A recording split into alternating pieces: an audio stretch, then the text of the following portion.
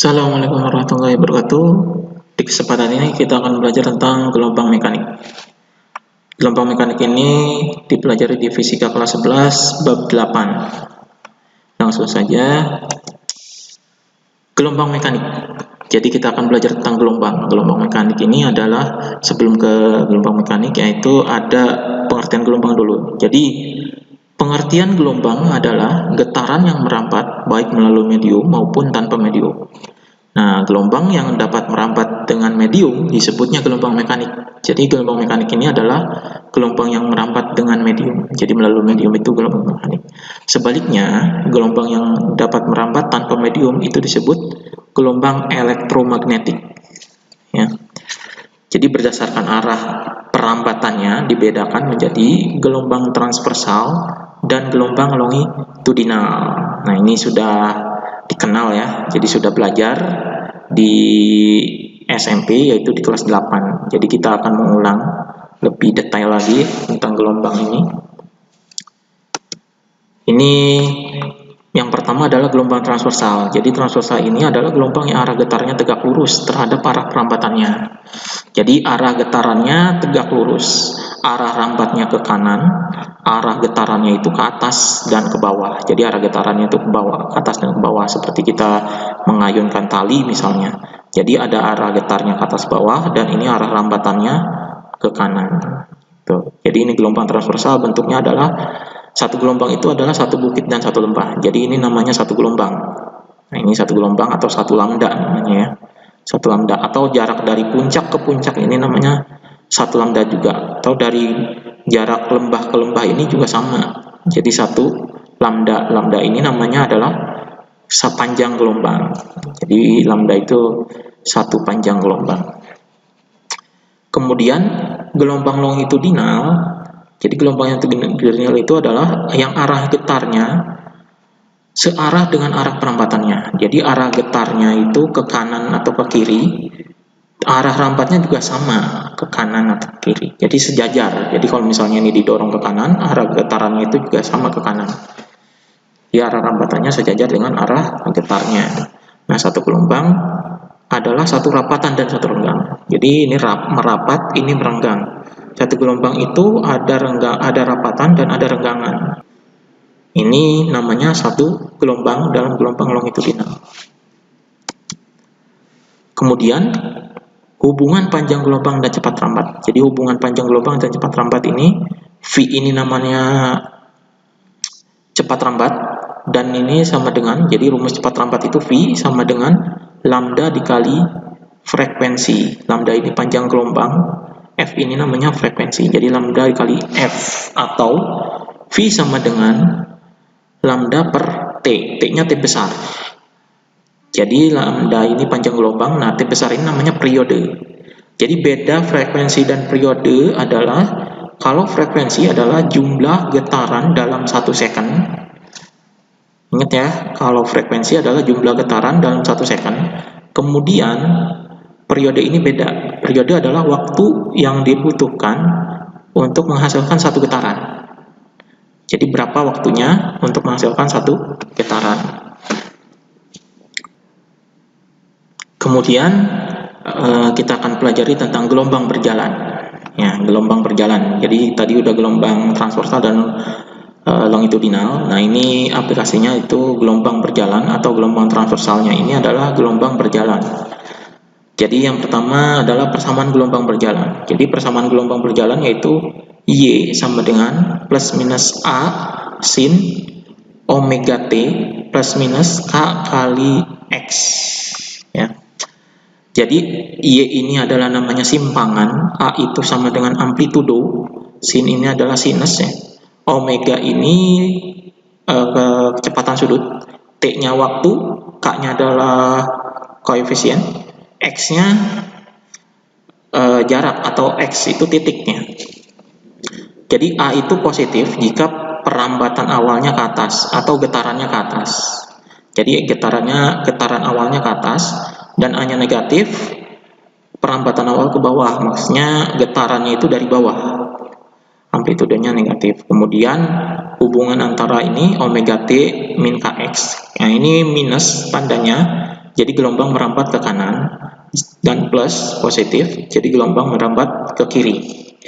Rumus-rumus untuk omega seperti ini. Omega itu adalah 2pi dikali F, atau 2pi dikali frekuensi. Atau omega sama dengan 2pi per T, atau 2pi per T ini T-nya periode, jadi frekuensinya diganti dengan periode. K ini atau koefisien sama dengan 2pi per lambda, lambdanya panjang gelombang. Nah, yang kedua adalah kecepatan dan percepatan partikel pada gelombang berjalan. Kemudian untuk percepatan ini omega dikali A cos omega T plus minus Kx. Ini kecepatan ini merupakan turunan dari simpangan ini. Jadi simpangan ini diturunkan menjadi V sama dengan omega A cos omega T plus minus Kx. Kemudian A ini percepatan juga sama, merupakan turunan dari kecepatan, jadi ininya minus. Jadi turunan dari kosinus itu minus sin. Jadi omega kuadrat A sin omega T plus minus Kx.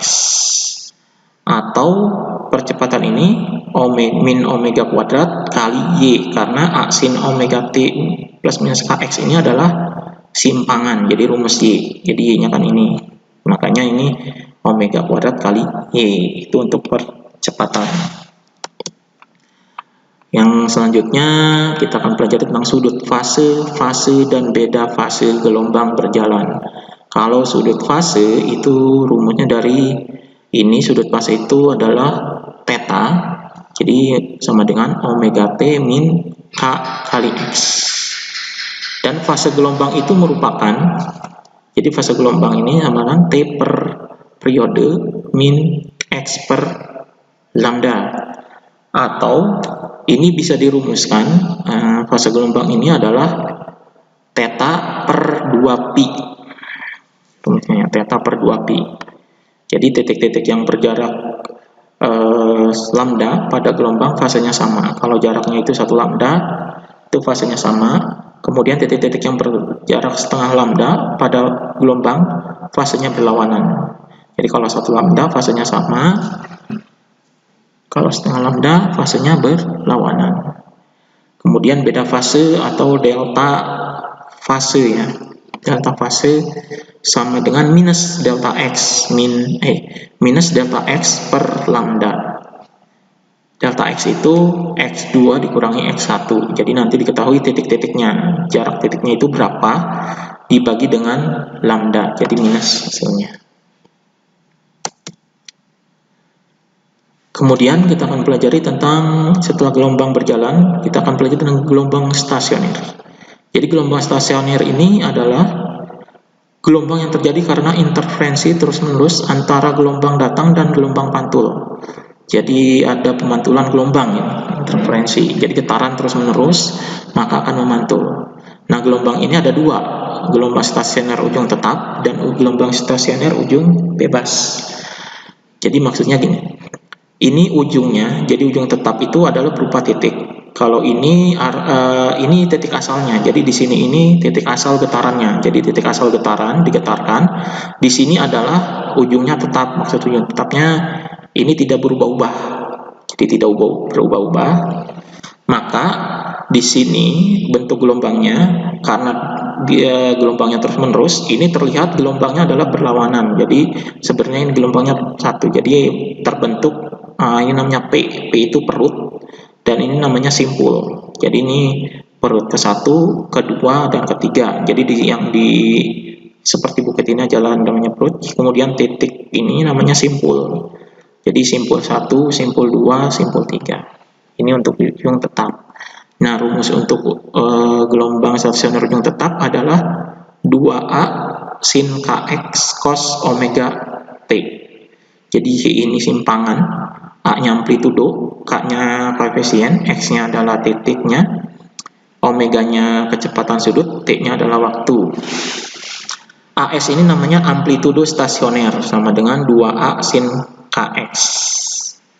Jadi ini untuk ujung tetap. Kemudian kalau misalnya untuk mencari simpul, jadi ini simpul 1, simpul 2, simpul 3. Kalau simpul 3 jaraknya kita hitung saja dari sini nih. Misalnya simpul 3 ke sini. Nah, ini simpul 3 itu adalah jaraknya lambda. Kemudian ini perut 1. Perut 1 ini jaraknya seperempat lambda. Jadi ini seperempat lambda. Kalau dari sini adalah 3/4 lambda. Jadi P2 ini adalah 3/4 lambda. Jadi untuk mengatur yang jarak perut dan simpul, hitungnya dari ujungnya. Dari ujung tetap atau ujung. Jadi ujungnya. Yang kedua adalah gelombang stasioner ujung bebas. Jadi bedanya di sini, ujung bebas itu tidak berupa titik ujungnya, tapi dia naik turun. Jadi ada 2 titiknya. Ya, karena ini bebas, jadi bisa bergerak naik turun kalau digetarkan. Maka akan terbentuk perut dan simpul sama, perutnya di sini P1-nya, P2, P3. Kalau simpulnya di sini, simpul 1, simpul 2, simpul 3. Sama menghitungnya juga. Nah, untuk rumusnya berbeda. Jadi Y-nya sama dengan 2A cos KX sin omega T. Kalau tadi sin, kalau ini sin KX, kalau ini cos KX. Jadi gelombang stasioner ujung bebas yaitu Y sama dengan 2A cos KX sin omega T. Amplitude stasionernya sama dengan 2A cos KX. Nah, untuk menghitung perut dan simpul juga kita harus menghitung berapa lambda di sini. Jadi misalnya perut 2 ini adalah setengah lambda dari sini ya, setengah lambda. Kemudian simpul 1 seperempat lambda di sini. Terus simpul 2 ini 3/4 lambda. Gitu. Nah, seperti itu untuk menghitung perut dan simpulnya. Jadi tidak kita gambarkan aja dulu, baru kita menghitung jaraknya. Ya. Nah, itu saja materi untuk gelombang mekanik ini.